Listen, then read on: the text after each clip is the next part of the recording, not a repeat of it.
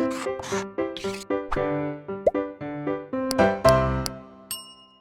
Students, welcome back to blueprint digital. आज की इस वीडियो में हम कक्षा 12 जीव विज्ञान का अध्याय 15 जैव विविधता एवं संरक्षण स्टार्ट करने जा रहे हैं।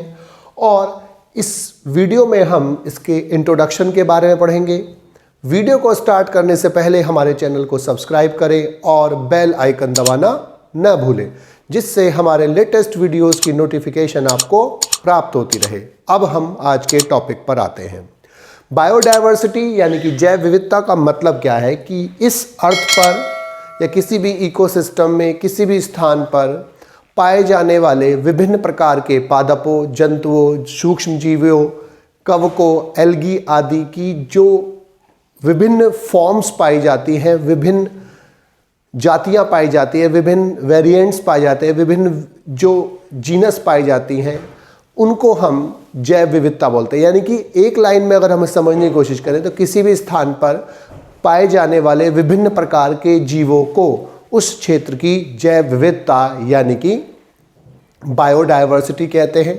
अर्थ पर विभिन्न प्रकार के पादप, विभिन्न प्रकार के जंतु और विभिन्न प्रकार के सूक्ष्म जीवी पाए जाते हैं, और ये सभी सूक्ष्म जीवी, सभी पादप, सभी जंतु मिलकर इस विश्व की बायोडायवर्सिटी यानी कि जैव विविधता को बनाते हैं। जैव विविधता जो टर्म था वो आर रोजन ने 1982 में कॉइंड किया था, प्रस्तुत किया था, लेकिन उसको पॉपुलराइज्ड यूज़ किया, उसको अच्छी तरह से यूज़ किया एडवर्ड ओ विल्सन ने। इसीलिए इसका जो जैव विविधता टर्म है उसके लिए एडवर्ड ओ विल्सन का ही नाम ज़्यादा यूज़ किया जाता है।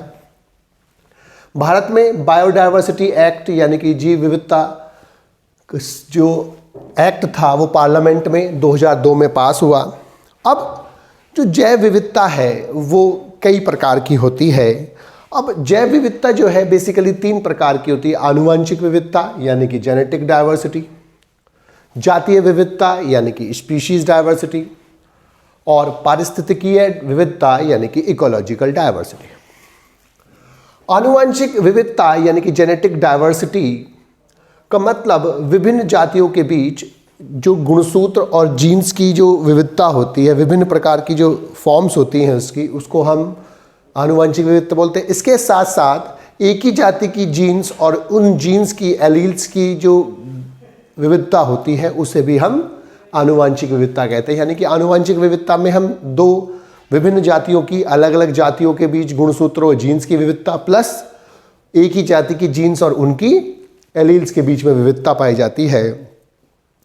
जैसे जो रॉल्फिया प्लांट है वो एक ससायन उत्पन्न करता है, रेसपिरिन। वो प्लांट्स अपनी इस पदार्थ के उत्पादन में और उसकी तीव्रता के हिसाब से अनेक जेनेटिक डाइवर्सिटी यानी कि आनुवंशिक विविधता प्रदर्शित करता है। इसे पोटेंसी बोलते हैं उसकी तीव्रता को। और जो भारत में राइस की 50,000 से ज़्यादा स्ट्रेन्स पाए जाते हैं, शोरगम के 5,000 और मैंगो की 1,000 से ज़्यादा वैरायटीज़ पाई जाती हैं। ये आनुवंशिक विविधताएं हैं। जातीय विविधता का मतलब स्पीशीज स्तर पर यानी कि जाति के स्तर पर, प्रजाति के स्तर पर जो विविधता पाई जाती है हम उसे स्पीशीज डाइवर्सिटी यानी कि जातीय विविधता बोलते हैं। जैसे पश्चिमी घाट की जो उभयचर जातियों की विविधता है वो पूर्वीय घाट से अधिक होती है। जातीय विविधता के 2 प्रमुख मेजर है। हम उसको नापते कैसे हैं कि किस जगह पर जो जातीय विविधता अधिक है या कम है, उसे हम 2 चीज़ों से नापते हैं। जाति संपन्नता यानी कि स्पीशीज रिचनेस, और स्पीशीज इवननेस यानी कि जाति समता। स्पीशीज रिचनेस का मतलब क्या है कि प्रति इकाई क्षेत्र में जातियों की कितनी संख्या, एक इकाई क्षेत्र में भिन्न भिन्न अलग अलग प्रकार की जातियां कितनी प्रकार की पाई जाती हैं, इसे हम बोलते हैं स्पीशीज रिचनेस यानी कि जाति संपन्नता। और जाति समता का मतलब क्या है कि विभिन्न जातियों के सदस्यों की संख्या की, हर जाति के सदस्यों की कितनी संख्या है उस क्षेत्र में, उसे हम क्या बोलते हैं, जाति समता। यानी कि अलग अलग जातियों की संख्या प्रति इकाई क्षेत्र में, उसे हम क्या बोलते हैं, जाति संपन्नता। और उस क्षेत्र में एक जाति के कितने सदस्य हैं, दूसरी जाति के कितने सदस्य हैं, तीसरी जाति के कितने सदस्य हैं, उनको हम जाति समता यानी कि स्पीशीज इवननेस कहते हैं। तीसरी जो विविधता होती है वो पारिस्थितिकीय विविधता होती है, जिसे हम इकोलॉजिकल डाइवर्सिटी बोलते हैं।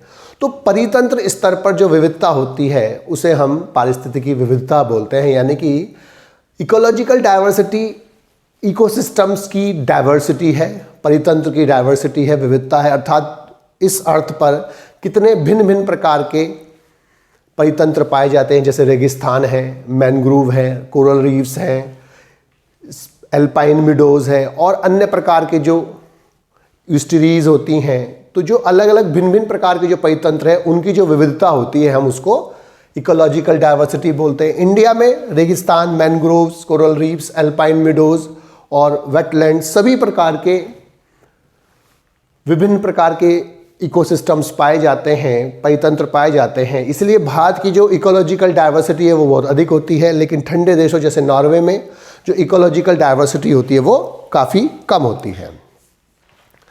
अब जो जैव विविधता की जो दूसरे प्रकार हैं, 3 अलग अलग प्रकार की डाइवर्सिटी और होती है विटेकर के अनुसार। आर.एच. विटेकर ने 3 अलग अलग प्रकार की डाइवर्सिटी और प्रस्तुत की, जिसे हम अल्फा डाइवर्सिटी, बीटा डाइवर्सिटी और गामा डाइवर्सिटी बोलते हैं। तो 3 प्रकार की डाइवर्सिटी और प्रस्तुत की आर.एच. विटेकर ने। अल्फा डाइवर्सिटी, दूसरी बीटा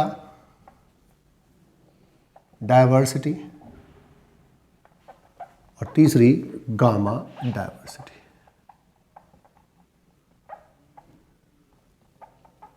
तो अल्फा, बीटा और जो गामा डाइवर्सिटी, उसका मतलब क्या है कि अल्फा डाइवर्सिटी का मतलब क्या है, diversity of organism with in the same community, यानी कि समान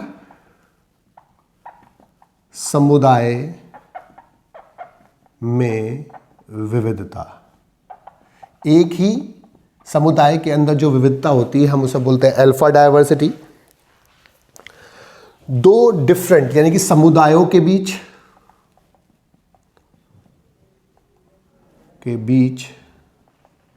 विविधता, 2 भिन्न भिन्न समुदायों के बीच जो डाइवर्सिटी होती है हम उसे क्या बोलते हैं, बीटा डाइवर्सिटी। और जो अल्फा डाइवर्सिटी है वो बड़े रेंज की डाइवर्सिटी होती है। डाइवर्सिटी एंटायर ज्योग्राफिकल एरिया, यानी कि संपूर्ण ज्योग्राफिकल क्षेत्र में, किसी भी भौगोलिक क्षेत्र में, जो संपूर्ण भौगोलिक क्षेत्र में जो डाइवर्सिटी होती है, जैसे लैंडस्केप में जो डाइवर्सिटी होती है उसे हम क्या बोलते हैं, गामा डाइवर्सिटी होते हैं।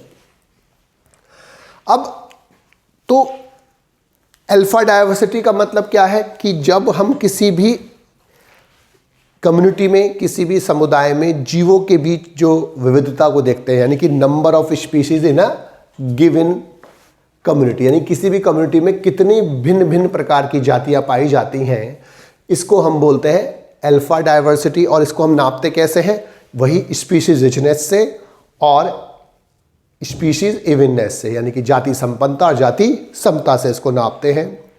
दूसरा बीटा डाइवर्सिटी का मतलब क्या है कि डाइवर्सिटी जो किसी भी हैबिटेट में परिवर्तन के कारण डेवलप होती है, किसी भी आवास क्षेत्र में जो परिवर्तन होता है उसके कारण डेवलप होती है, अर्थात 2 अलग अलग कम्युनिटीज़ के बीच में जो डाइवर्सिटी डेवलप होती है हम उसको क्या बोलते हैं, बीटा डाइवर्सिटी बोलते हैं। और ये जो परिवर्तन होता है वो लैटिट्यूड एल्टीट्यूड के कारण हो सकता है, मॉइस्चर ग्रेडियंट के कारण हो सकता है।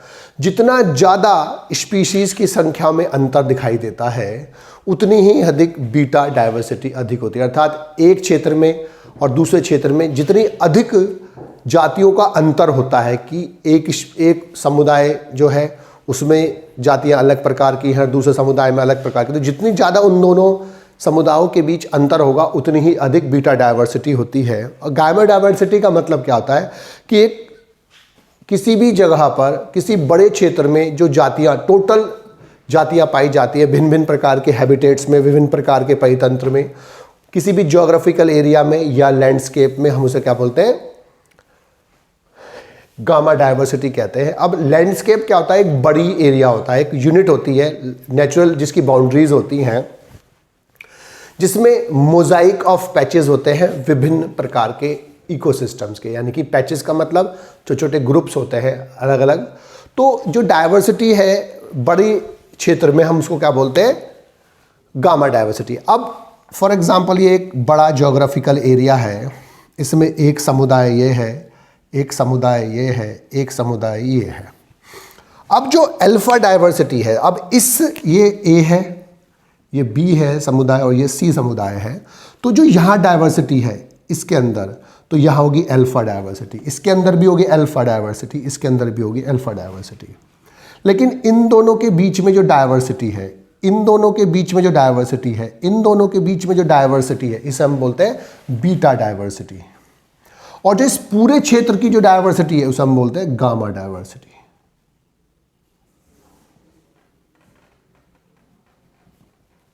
तो एक ही समुदाय में अल्फा, दो अलग अलग समुदाय के बीच में बीटा, और पूरे क्षेत्र की जो डायवर्सिटी होती है उसे हम बोलते हैं इकोलॉजिकल डायवर्सिटी। अब जो मैग्नीट्यूड है, यानी कि बायोडायवर्सिटी का मैग्नीट्यूड, यानी कि total number of species on earth and India, Bharat में और विश्व में कितनी भिन्न भिन्न प्रकार की जातियां पाई जाती हैं, इसको हम बोलते हैं मैग्नीट्यूड ऑफ बायोडायवर्सिटी। IUCN यानी कि international union of conservation of nature के अनुसार जो अर्थ पर बायोडायवर्सिटी है उसकी संख्या 1.5 मिलियन से 1.7 मिलियन होती है, और 1 million is equal to 10 lakh. अब लेकिन मायर के अनुसार, रॉबर्ट मे एक एमिनेंट इकोलॉजिस्ट थे, उनके अनुसार जो अर्थ पर जो डायवर्सिटी है उसका डायवर्सिटी बहुत ज़्यादा होती है, और वो कितनी होती है, 7 मिलियन होती है, यानी कि 70 लाख होती है। और उसमें से 70% से अधिक स्पीशीज जो होती है वो एनिमल्स की होती हैं, 22% के आसपास जो स्पीशीज होती हैं वो प्लांट्स की होती हैं, और बाकी जो होते हैं अदर ऑर्गेनिजम्स होते हैं। जो एनिमल्स में इंसेक्ट्स होते हैं उनका नंबर 70 से 80% होता है, यानी कि हर 10 में से 7 से 8 जो जंतु होते हैं वो एनिमल्स होते हैं, इंसेक्ट्स होते हैं, कीट होते हैं। और जो नंबर होता है स्पीशीज़ का, फंजाई का, जो कवक है, उनका number, total number of reptiles यानी कि उभयचर, सरीसृप, पक्षी, स्तनधारी, इन सब से अधिक होता है। और जीव वैज्ञानिक बायोलॉजिस्ट अब भी ये समझते हैं कि जितनी ज़्यादा ऑर्गेनिज्म अभी पाए जाते हैं उससे भी बहुत अधिक ऑर्गेनिज्म अभी भी डिस्कवर्ड होने बाकी हैं। प्रोकैरियोट्स की जो डायवर्सिटी होती है, जैसे यू बैक्टीरिया है, आर्कियोबैक्टीरिया है, तो उनकी डायवर्सिटी के बारे में वैज्ञानिक अभी भी श्योर नहीं है, क्योंकि जो कन्वेंशनल जो टैक्सोनॉमिक मेथड होते हैं, जो नॉर्मली जो परंपरागत हम मेथड यूज़ करते हैं प्लांट्स के लिए, एनिमल्स के लिए, ऑर्गेनिजम्स के लिए, वो इन सूक्ष्म जीवों के आइडेंटिफिकेशन के लिए, पहचान के लिए पर्याप्त नहीं होते हैं। दूसरा, मोस्ट ऑफ द स्पीशीज, जो अधिकांश स्पीशीज होती है इन सूक्ष्म जीवों की, उनको लेबोरेटरी में, प्रयोगशाला में कल्चर आसानी से नहीं किया जा सकता। इसके अलावा अगर हम इनके मॉलिक्यूलर यानी कि आणविक और बायोकेमिकल यानी कि जैव रसायन क्राइटेरिया को हम यूज़ करें इनके क्लासिफिकेशन के लिए या इनको पहचानने के लिए, तो इनकी जो डायवर्सिटी होती है वो मिलियन से भी अधिक होती है। इसलिए इन कारणों से इनकी सही जो संख्या है वो अभी हमें ज्ञात नहीं होती है। जितने भी ऑर्गेनिज्म पाए जाते हैं उनमें जो डायवर्सिटी है हम इसमें देख सकते हैं कि जो पूरे जितने भी ऑर्गेनिज्म हैं उसमें से सबसे ज़्यादा कीटों की संख्या होती है, 9 लाख प्रजातियों के आसपास। पादपों की जो है स्पीशीज होती है वो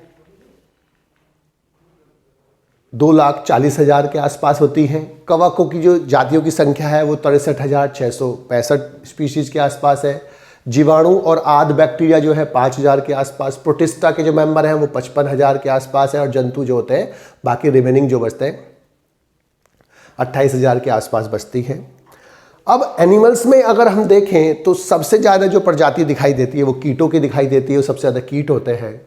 इसके बाद अन्य प्राणी समूह जो हैं, उसके बाद मोलस्का, क्योंकि सेकंड लार्जेस्ट किंगडम जो होता है वो मोलस्का होता है। पहले पर ऑर्थोपोडा होता है, सेकंड नंबर में मोलस्का होता है और थर्ड पे पहले प्रोटोजोआ हुआ करता था जब उसको एनिमल किंगडम में पढ़ा जाता था।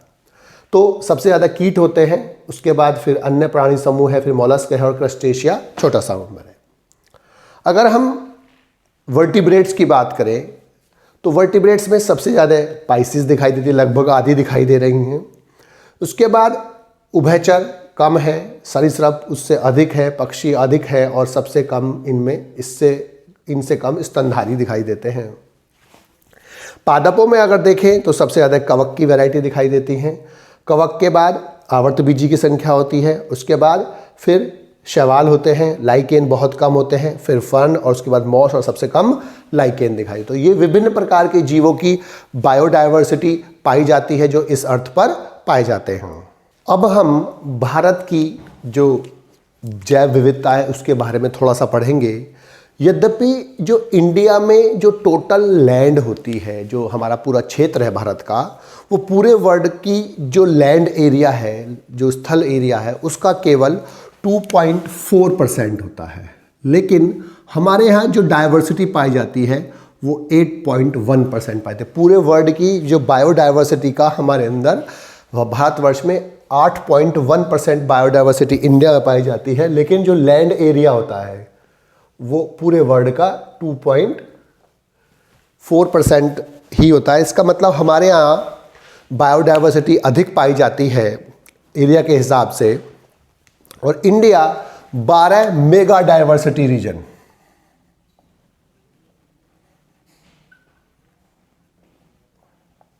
जो पूरे अर्थ पर 12 मेगा डाइवर्सिटी रीजन है। मेगा माने बहुत अधिक, डाइवर्सिटी विविधता, यानी कि बहुत अधिक विविधता वाले जो क्षेत्र हैं जिन्हें हम मेगा डाइवर्सिटी रीजन बोलते हैं, उन 12 डाइवर्सिटी वाले रीजन में आते हैं। और इंडिया में लगभग 45,000 स्पीशीज़ पाई जाती है प्लांट्स की। टोटल स्पीशीज़ है 45,000 और एनिमल की स्पीशीज़ इससे लगभग डबल है और वो 90,000 स्पीशीज़ जो होती है वो एनिमल्स की पाई जाती है। ये प्लांट्स की स्पीशीज़ है और ये एनिमल स्पीशीज़ है। तो भारत में बहुत अधिक जैव विविधता पाई जाती है एरिया के हिसाब से। और इंडिया में 10 बायोजियोग्राफिकल रीजन है। पहला है बायोजियोग्राफिकल, यानी कि जो जैव भूगोलिक क्षेत्र है वो 10 है। पहला है ट्रांस हिमालय, ट्रांस हिमालय। दूसरा है हिमालय। तीसरा, जो पहला है ट्रांस हिमालय, दूसरा हिमालय और तीसरा है डेजर्ट। हमारे यहाँ विभिन्न प्रकार के इकोसिस्टम पाए जाते हैं, इसलिए यहाँ पर डेजर्ट भी रहता है। चौथा है सेमी एरिड। पांचवा, सेमी एरिड के अलावा वेस्टर्न घाट।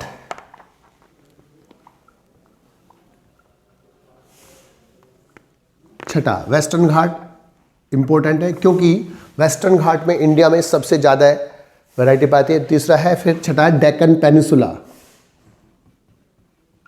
पेनिनसुला, डेक्कन पेनिनसुला,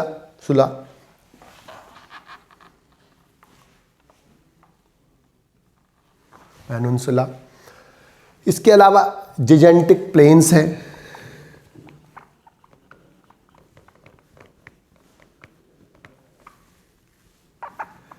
जहाँ पर लैंड प्लेन होती है हम उसको वहाँ प्लेन्स बोलते हैं।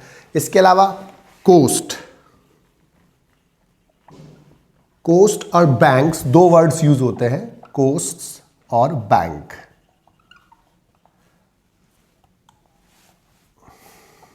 कोस्ट और बैंक। कोस्ट का मतलब होता है कि जब हम किसी वाटर बॉडी के किनारे की बात करते हैं, फॉर एग्जांपल सागर है, ओशन है, सी या रिवर है या लेक है, तो उनके लिए या तो हम कोस्ट वर्ड यूज़ करते हैं या बैंक वर्ड यूज़ करते हैं। अगर फ्रेश वाटर बॉडी यानी कि स्वच्छ जलीय, जो जलीय कोई भी बॉडी होती है, जैसे रिवर होती है या लेक होती है अगर, तो उसका जो किनारा होता है वो कहलाता है बैंक। लेकिन अगर कोई लवणीय जल यानी कि मैरीन वाटर की कोई बॉडी है, चाहे वो सी है चाहे वो ओशन है, तो उसका जो किनारा होता है हम उसे बोलते हैं कोस्ट। तो इंडिया में समुद्र का एक बहुत बड़ा एरिया होता है, इसलिए इसको जो किनारा होता है हम उसको कोस्ट बोलते हैं। तो कोस्ट भी एक अलग टाइप का हमारा बायोजियोग्राफिकल रीजन होता है। इसके बाद north east, north east, north east, जो नॉर्थ ईस्ट होता है वो भी काफ़ी बायोडाइवर्सिटी लिए होता है। 10वां होता है आइलैंड। तो ये 10 एरिया हैं जो बायोजियोग्राफिकल रीजन जो है हमारे इंडिया में पाए जाते हैं। इंडिया में जो हमारी है वो बहुत सारी एंडेमिक स्पीशीज़ पाई जाती हैं। एंडेमिक स्पीशीज़ वे स्पीशीज़ होती हैं जो किसी विशिष्ट एरिया में पाई जाती हैं और संसार के अन्य भागों में नहीं पाई जाती। ऐसी स्पीशीज़ को हम बोलते हैं एंडेमिक स्पीशीज़ पाई जाती हैं। हमारे इंडिया में बहुत सारी प्लांट और बहुत सारी एनिमल स्पीशीज़ एंडेमिक होती हैं, यानी कि अनेक प्लांट एंडेमिक स्पीशीज़ और अनेक एनिमल एंडेमिक स्पीशीज़ पाई जाती हैं। जैसे अगर हम बात करें कीवी की, तो कीवी न्यूजीलैंड एरिया में पाया जाता है, तो वो वहाँ की एंडेमिक स्पीशीज़ होती है। कंगारू ऑस्ट्रेलियन रीजन में पाया जाता है, तो वो वहाँ की एंडेमिक स्पीशीज़ होती है। इंडिया में और अफ्रीका में शेर पाए जाते हैं, ये वहाँ की एंडेमिक स्पीशीज़ होती है। इसी प्रकार से जिराफ, हिप्पोपोटामस एटसेट्रा जो जीव होते हैं वो बेसिकली अफ्रीका में पाए जाते हैं, तो वो वहाँ की एंडेमिक स्पीशीज़ होती हैं। जो लार्जेस्ट बायोजियोग्राफिकल रीजन होता है हमारे यहाँ, जो सबसे बड़ा रीजन है बायोडाइवर्सिटी बायोजियोग्राफिकल रीजन यानी कि जैव भौगोलिक रीजन जो है वो है Deccan peninsula.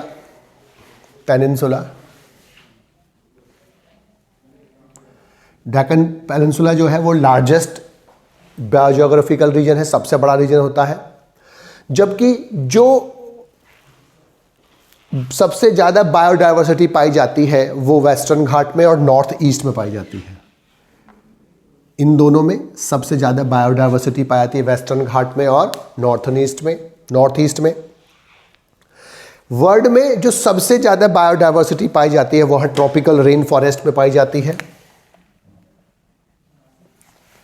Tropical rain forest में,